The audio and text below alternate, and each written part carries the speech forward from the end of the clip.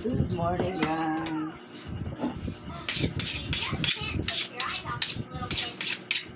Dahil baboy kahapon, ngayon naman ay tilapia. Isa, dalawa, tatlo, apat, lima, anim, pito, walo. Halagang 250, guys.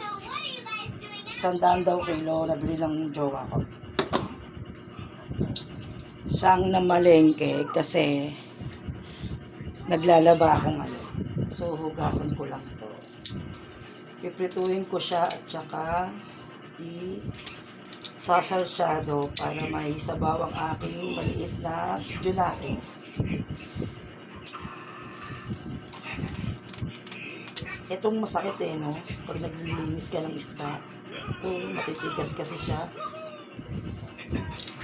Pero, kailangan tanggalin kasi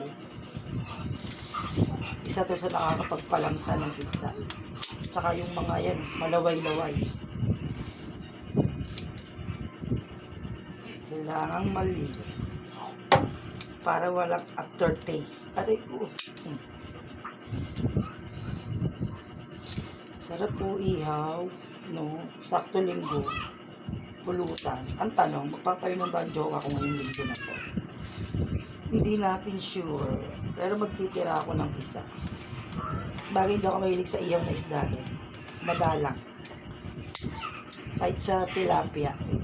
Pag kursunada ko lang kumain ng tilapia o kaya bangus, nagluluto ako. Pero pag hindi rin. Ay naku, ang hipa.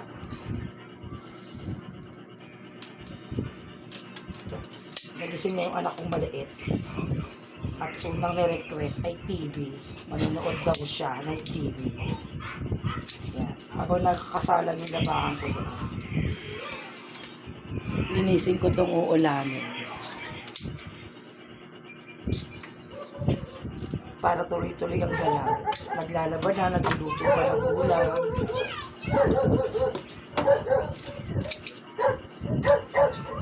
Ingay ng mga aso.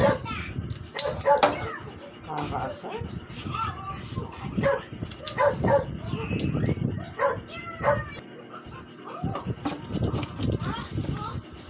Kaliskisan na natin ang ating ulamin. Pag nagbubulungan talaga guys, kasi medyo mura ang isda doon kaysa sa talipapa. Pag gusto ko kumain ng isda, ipapabili talaga ako sa bulungan. Kasi doon niya ang bagsakan nila, tsaka medyo mura. Eto dyan sa talipapa, puro mga 160, 140 na ang kilo nito. Doon, 100 lang daw, sabi ng jowa ko. Diba? Makakatipid ka rin tayo. Ura na to guys, hanggang maghapon. Okay, solve. Makatipid tayo. Tipid lang.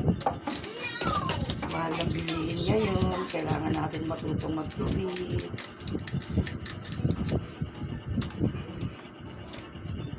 Nakakaligtaan ko na ang magtanong ng pang-ihaw.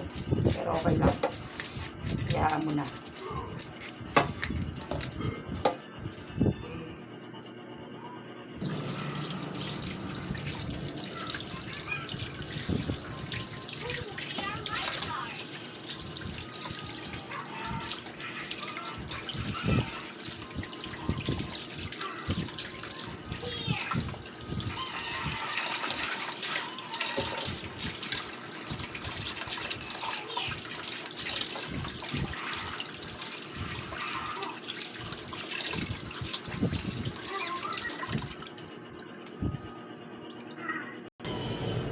Ayan na guys. Hinati ko siya. Ito ngayon, piprituhin ko tapos magsasarsado kahit mga 2 piraso para may sabaw. Tapos ito, baka bukas, gataan ko to. Yun lang. Thank you.